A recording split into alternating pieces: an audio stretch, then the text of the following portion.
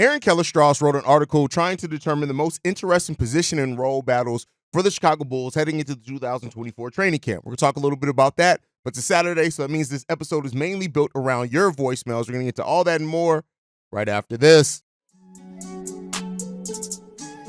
You are now tuned in to Chicago Bulls Central, your number one place for all Chicago Bulls news and content.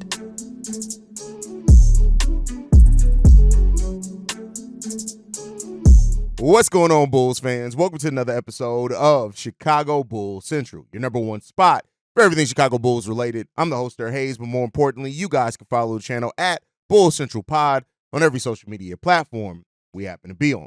With that being said, let's go ahead and get into this content for today, y'all. So we're going to start off with this article trying to predict the position and role battles for the Chicago Bulls. And, of course, the article started off with the Vooch versus Jalen Smith at starting center. Now, this is something where, a lot of this came up because of the initial, the speculation that came out that the Bulls reportedly promised to offer, or they promised Jalen Smith an opportunity to either start or to win the starting position outright for the Chicago Bulls. Now, this is something, again, take that with how you will on how that's going to happen. Jalen Smith, as of right now, is not the caliber of player Nikola Vucevic is. Right now, I think this comes down to a different level of maybe skill set. That's where this comes down to, is how the skill set fits.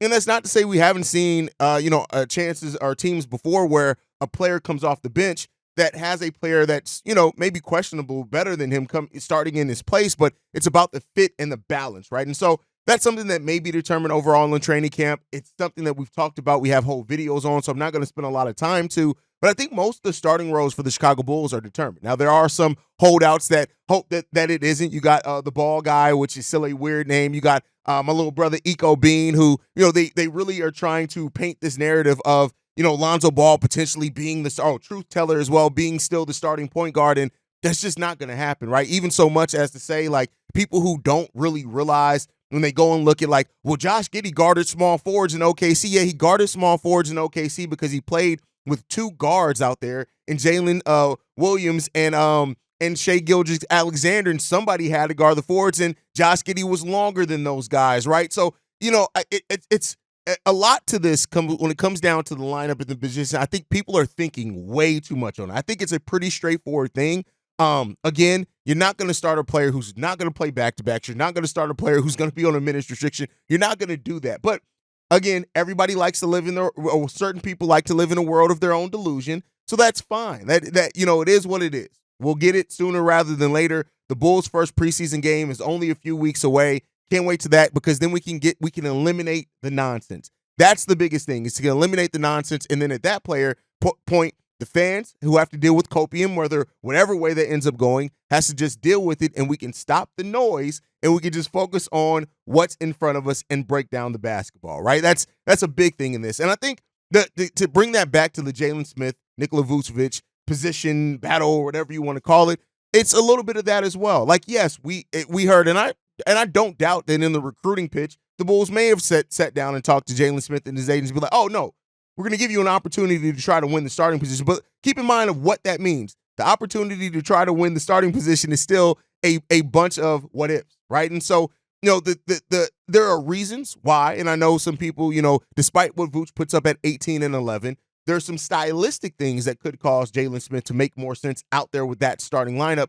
especially with his added rim protection, especially with his ability to get out and run better than Nikola Vucevic. But let's make no mistake about it. Half-court basketball is still a thing. And in the half-court, as of right now, Nikola Vucevic is a much better option than Jalen Smith offensively. Now, defensively, that's where you got some problems with there as well. So we'll see how this shakes out. It's an interesting thing, and I think this is the one that will really kind of on top, because the other ones, again, like I said, I know some people don't want to admit it because they have their own inclinations and their own desires to who they want to see start, but the starting lineup, more likely than not, put about a 96% stamp on it, is Josh Giddey, Coby White, Zach LaVine. And yes, Josh Giddey is the starting point guard. That is what it is. Like, it just is what it is. It's not, for some people who are kind of more remedial in their thinking, it's not because, they're just going to give, because they traded Josh Giddey no, it's because he offers them the best position. He's a better playmaker than anybody on the court. I hate to tell you guys, but in the half court, Josh Giddey is a better playmaker than what Lonzo Ball was allowed to be here with Billy Donovan. He didn't run a lot of half-court sets. A lot of that still went to DeMar DeRozan. He's not the defender. He's not the shooter. But then again, we can't say who Lonzo Ball is going to be after almost 3 years out of basketball. So we got to wait and see. Now, in what I talked about over on Locked on Bulls, a lot of players have shown up early to the September workouts, which aren't mandatory. They can't be mandatory. But reportedly, there's almost full participation there. So, and one of the things that I said over there is that I want to hear is that is Lonzo Ball there? Because if Lonzo's Ball is there at the early September workouts and he's going one-on-one in practices with Coby White, Zach LaVine, hey, listen, that shows a lot more readiness, right? We know he's not still officially cleared as of yet, but that shows a lot more readiness than working out with no names, right, in open gyms. So we'll see what comes out of that. But overall, the Vooch, Jalen Smith, starting center thing, we'll see how that shakes out.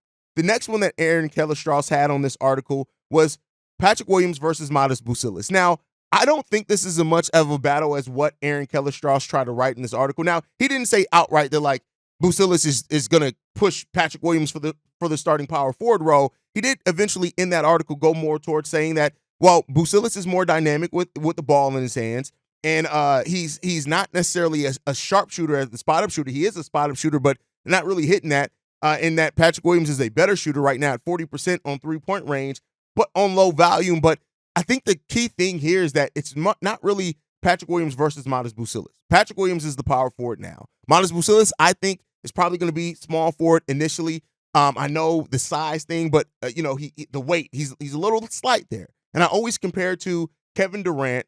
Kevin Durant played shooting guard his first 2 years in the league, 2.5 years, I think, in the league before he was able to put on the weight to move to small forward. Now we see Kevin Durant even play some power forward, right, when needed. So I think that Modest Bucilis may not be ready to play the power forward role right away. And I don't think he's going to start right away. I know people are going to immediately go to, well, Billy Donovan doesn't play. No, Billy Donovan has played more rookies than he is now, right? And I think Modest Bucilis being the highest draft pick by this front office since Patrick Williams, he's probably going to play. The question is the role. And I think ultimately it really doesn't come down to Patrick Williams versus Modest Bucilis yet. That could be what comes down the pipeline. But it could be how many minutes do you play with those guys together, because you have the opportunity to have these dynamic forwards who both can do multiple things, right? And to see how that develops his caliber, how they develop together. And the thing right now that is holding that back is the fact that Zach LaVine still is on this roster. And it is what it is, right? I'm not saying they should move off or trade Zach right now just for anything, just so they can start Modest. That's not what I'm saying. But I think what could come special out of this is how Modest plays with the other forwards and the fact that his game allows him to play with Patrick Williams. It allows him to play with Julian Phillips, right? It allows him to play with Torrey Craig. And so working Modest Bucilis into that role is going to be a big thing, but I don't really see it coming down to Modest versus P. Will, at least not quite yet. Maybe I'm wrong on that, but you guys can let me know what you think. And then the last thing that he has on this as far as a battle in training camp is not about position, it's more about role. And that is Zach LaVine versus Coby White as the go-to scorer. And this is one of the things I'm most excited about, right? I've talked about Coby White and how he needs to grow as a clutch, how he's stepping into the role, the void left by DeMar DeRozan as needing a player in the clutch. He's been the Bulls' best player in the clutch outside of DeMar DeRozan over the last season. Zach LaVine hasn't always been the best in clutch moments, right? He has some really good fourth quarter numbers, but not really in clutch time. The game is tied or you're down with 3 minutes left. Zach LaVine hasn't always performed best. So I think Coby's stepping into that. But our overarching thing as well is who is going to be the go-to scorer for the Chicago Bulls? Does Coby White come out of training camp as that go-to scorer? I still think it may be a 1A, 1B thing, and the Bulls are still invested either way in getting Zach LaVine shots. He's going to get his shots. He's going to get his opportunities. This isn't a thing where Zach is going to be phased out of the offense or anything like that. But one of the questions here is that also, does Zach LaVine willingly take the second role to Coby White? Because, and I say this intentionally, is that any team that does potentially want to trade for Zach LaVine isn't trading for Zach to be the number one. And one of the questions that are around Zach LaVine is how committed is he to winning? And if Coby White as the leading scorer and Zach LaVine playing complementary to that ends up putting the Bulls in a better situation, because we know what Zach LaVine can be. He's a high volume. He's a great catch and shoot three-point shooter. He can score in isolation, but he's not best with dribbling. He's not best with the decision-making. He didn't show and grow in those areas like Coby White did last season. And so this isn't about to go to who's the better player between Coby and Zach LaVine. As of right now, that's Zach LaVine. He's shown that he's done it more longer over time. But when you're talking about moving forward and trying to see what Coby can bring, does Zach LaVine kind of take a willing, not back seat, but secondary role to Coby White heading into next season, which could also help some of the narrative around him? That's another thing. And then you also got to factor in how Josh Giddey plays a part into all that, because he is going to be a high volume player. But keep in mind, volume also is counted as if a play ends in you getting an assist. So if it ends with Josh Giddey getting an assist, but that assist comes to Zach LaVine or Coby White, they're both going to have high usages. So, that's the thing that a real good thing. That balance, that dichotomy between those three guys is going to be an interesting thing to watch as well in training camp, and to see who comes out of it as well as in preseason. But let me know what you guys think on that. And there was an article from Aaron Keller-Strauss in regards to the position and role battles. Are there any that that weren't mentioned here that you guys would like to see? I think as well, the back end of the bench is going to be really, really excited to see who gets those spot minutes, right? Between Dalen, Julian Phillips, Torrey Craig, right? Those guys, even working in a Chris Duarte, those type of guys. Like, that's going to be an interesting part to watch in all this as well. And we'll see how that develops. But all right, with that said, it is Saturday. It is Mailbag Day here at Chicago Bulls Central. Let's go ahead and get into these voicemails. This one's from CP. Yo, hey, it's my fault for getting this in late, this CP. So, what I was thinking about the whole trade idea was Zach and Vooch to the Pelicans. We take back Zach, Vooch to the Pelicans, just because they need shooters. In my opinion, I think Zach is a better option than CJ at two guard. He's also like 2-3 years younger than CJ at the same time. So fits the timeline with DeJounte and Zion. He can jump out the gym, same as Zion. They don't have to too much worry about defense hiding Zach and hiding Vooch, or masking their flaws on defense. And that's because of DeJounte, and if they have them out there with like Herb Jones or I forgot who else, but that whole dynamic of things just would make sense in my opinion. We already saw what Zach looked like with Lonzo, so with DeJounte it should look a little bit better.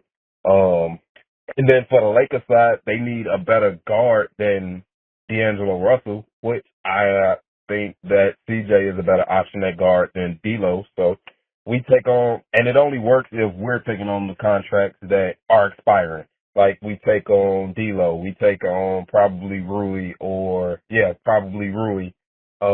and send them Torrey Craig at the same time. That way they get a 3-and-D player in Torrey Craig. They get CJ at guard to actually help out with Austin Reeves, and that helps out with Austin Reeves and helps out with LeBron and AD. And even if LeBron leaves or retires after next season, because I think he signed a 1+1, if he leaves after next season, at least they still have Austin Reeves. They still have CJ for one more year.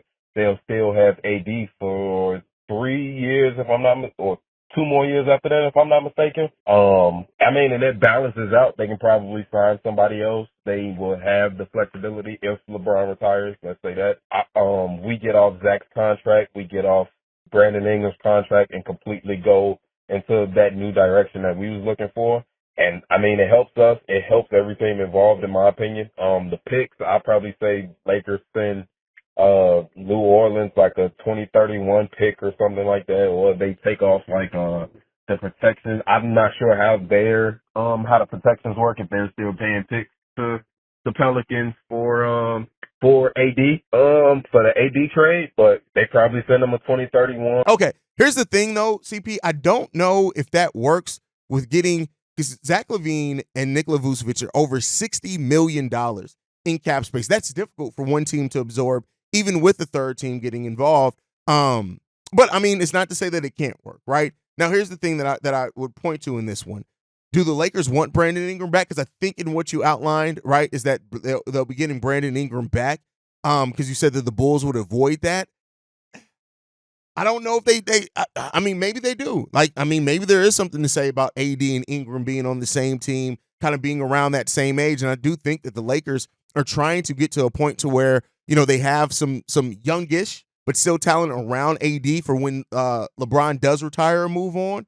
So we'll see there. I don't know how those contract works out exactly. I do understand trying to get Vooch and LaVine to the Pelicans. I understand that. The machinations of what would get that to happen would be interesting in all this. But, I mean, you have a well thought out as far as why, the whys, right? Now, the how.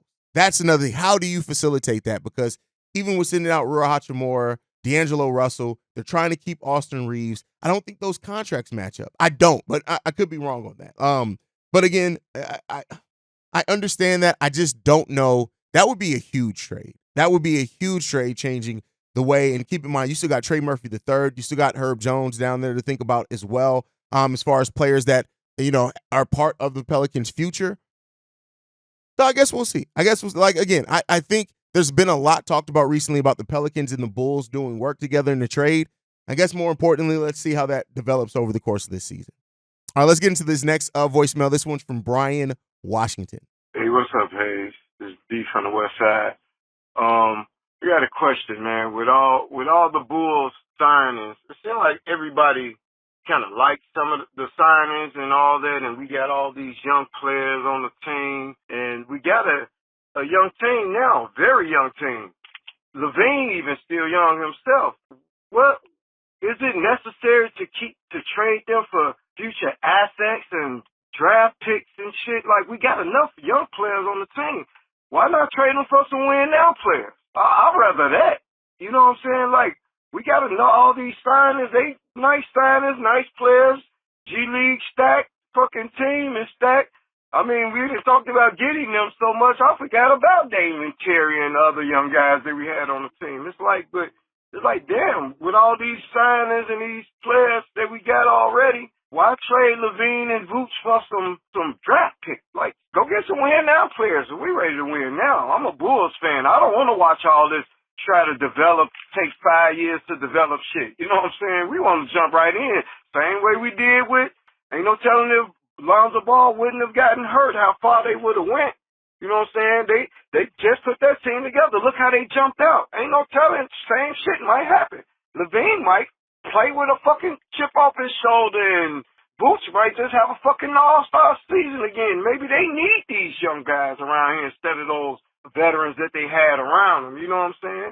Hey, what you think about that, man? Now, Brian, here's the thing. I understand what you're getting at here, but the problem is that you have to understand is that it's not just about the quality of the talent, it's also about the direction of the team. And what you say is, why don't we want win now? Why don't we go out and get some win now players? Win now players take up giving future assets. That's what we had to do to bring in Lonzo Ball, to bring in DeMar DeRozan. And when you bring in win now players and your ceiling on that team is a playoff exit, right? You want to bring in win now players when you're already a playoff team, a for sure playoff team that you've gone on playoff runs, and then you're trying to get to a point of being a contender. That's what you do, because to get win now players, you have to give up future assets, and the Bulls aren't at this place right now of giving up future assets. And I think that's something that you're not quite taking into consideration there. Yes, as a fan, we can focus on the now. And yeah, it sucks to watch a team that has to develop over 5 years. I get it, before they're really contenders. But as a front office, I don't want my front office just focused on the now. That's what they did that ended us being in a bad spot. And I get what you're saying on who knows what the ceiling of that team would have been had Lonzo not gotten hurt. But then again, you also have to think about the Bulls didn't have the foundation to support it because they gave up so many first-round picks, is that they didn't have the guys. Who's to say if the Bulls hadn't traded for Vooch and signed Lonzo outright or signed DeMar DeRozan outright and had their 2 first-round picks, maybe they could have drafted a point guard and we wouldn't be here, right? So that's the aspect in all of this. You have to look at where your team is now, and then you have to look at your future assets and ask yourself, if you're giving up future assets, have you brought in the win now talent to really to go on a considerable run to where those first round picks aren't going to hurt you? Problem is the Bulls gave up future assets. They didn't stay in around the lottery picks, and then we needed that talent. So I get what you're getting at, but again, you can't be so zoomed in and focus on just the now that you overlook the future. The fact of the matter is, yes, the Bulls have young players, but we don't know what that young talent and how far that young talent can go. We haven't shown the ability. Now, if the Bulls do go above expectations and go on a deep run this year, maybe they do feel a little bit more comfortable giving up some future first-round picks. But where it stands right now, the Bulls aren't in a position to do that. Win now moves take up giving up future assets. And the Bulls really just aren't in that position to give up future assets and not be sure that it's not going to bite them in their ass going forward. And I think that's where we sit right now, Brian. But great voicemail. Let's move into the next one. This one's from Reginald. Hey, this is Reginald from Columbus, Georgia. I'm just commenting on the whether or not the Bulls should trade for Vooch, trade Vooch to a team like New Orleans.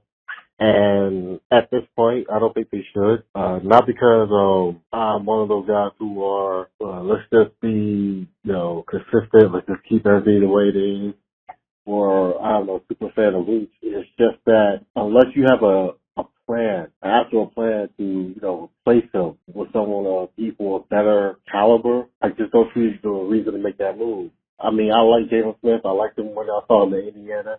I thought if he got more minutes, he'll probably get even better production. But, I mean, once you get past him, who do you got? I like Sonogo. I think he's going to be good one day. But is he ready now to step up and give you anywhere from 15 to 24 minutes? And I don't think so. So when it comes to trading Vooch, if it's a deal that, makes the team better and not just a move just to be making a move, then fine, but that's not what they're doing. And I know that the Bulls fan base have a thing about like trading players when they're high or when their value is high, like how people want to trade Coby and Io so they could get the most draft picks from them.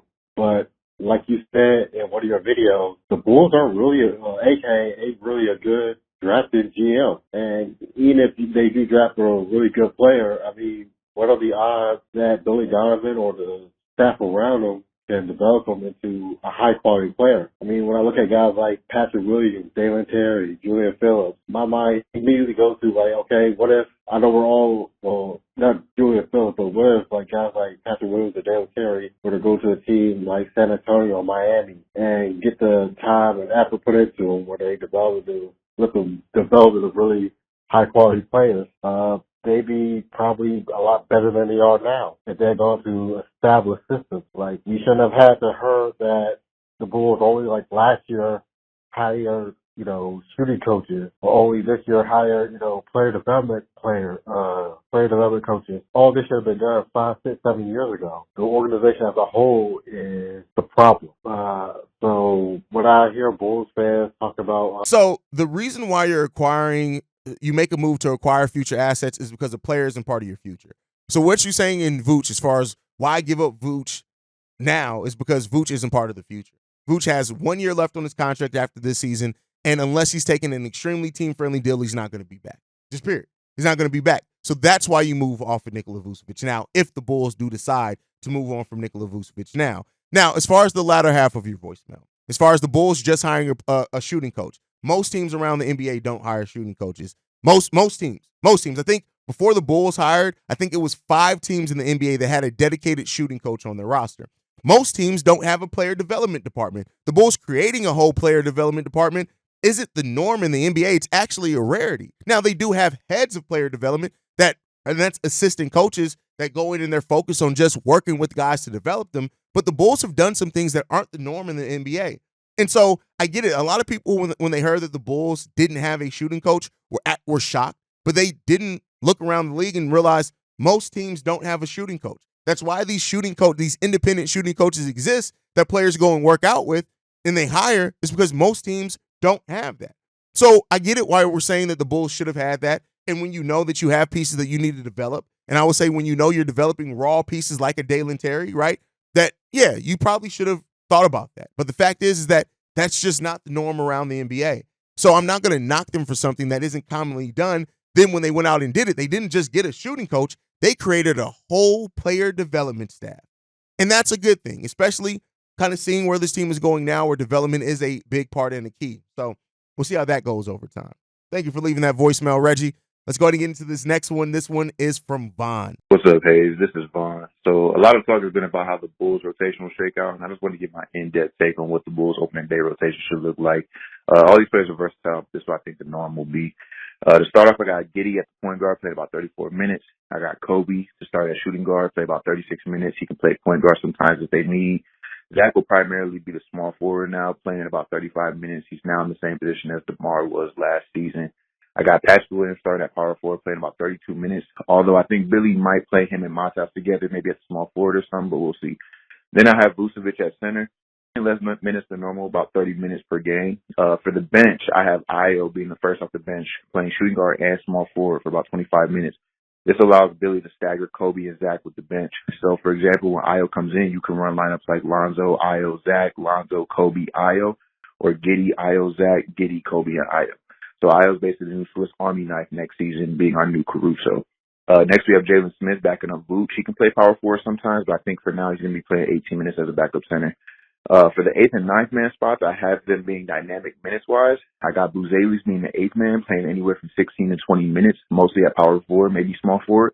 I have the 9th man being Lonzo, if he's healthy, playing anywhere from 10 to 14 minutes as a backup point guard. I think Dalen will get the spot minutes for the games Lonzo's resting for injury management, although I could see Torrey Craig getting these minutes if Maple Sky is in attendance. But nah, for real. Maybe he plays spot minutes instead of Dalen if they want to showcase him for a future trade. Julian Phillips is a possibility too instead of Dalen and Torrey. Lastly, I think Duarte, Bidham, and Carter are just depth pieces. So Giddey, Coby, LaVine, Patrick Vooch starting, Io, Jalen, Matas, and Lonzo off the bench. But that's my 9-man rotation. Hope I didn't go too crazy, but let me know what you think. All right, peace. Listen, I like what you have on the Bulls rotation. I agree with you. The starting 5 is basically set. The Io DeSumo and Jalen Smith being the first players off the bench is basically set, as Jalen Smith is the only other big that we have on the roster, the main roster, right? Of course, we have Adama Sanogo. We have Kenny Lofton Jr., but those guys are probably going to be on the G League team.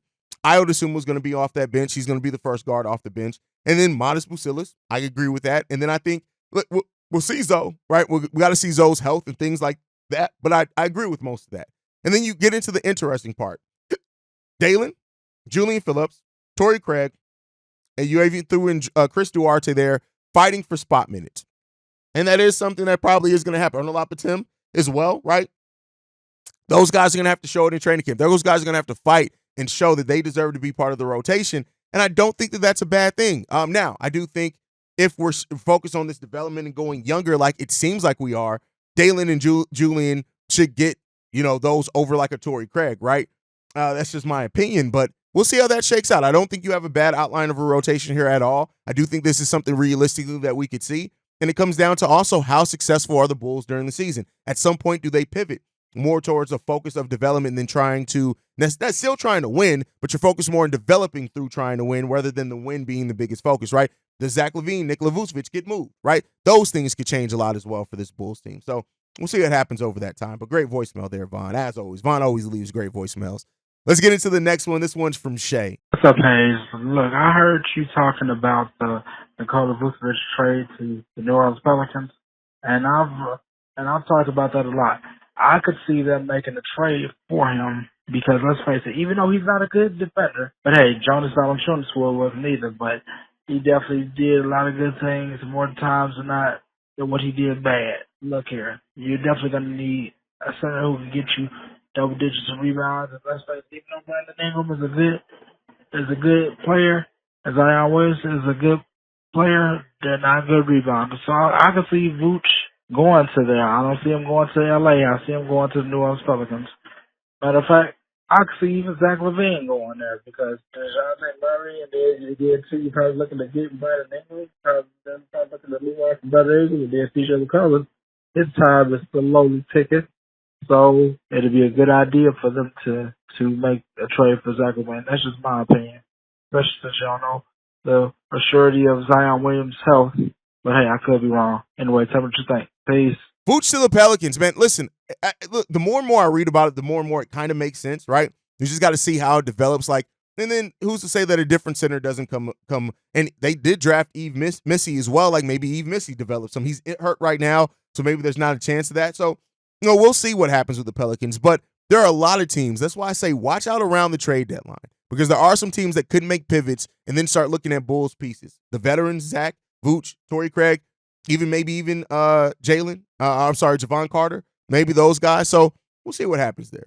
Let's see what happens. But all right, guys, thank you so much for leaving those voicemails. Make sure you guys are following the show at Bulls Central Pod. You can send us any feedback, questions, comments, concerns. BullsCentralPod@gmail.com. Lastly, if you guys want to leave a text message and our voicemail for the mailbag, the number to do so, 773-270-2799. We are the number one spot for everything Chicago Bulls related, but that's thanks to you guys. And like I like to end every episode on, Go Bulls. Love you guys. See Red if you can, y'all. Peace. This has been a presentation of the Break Media.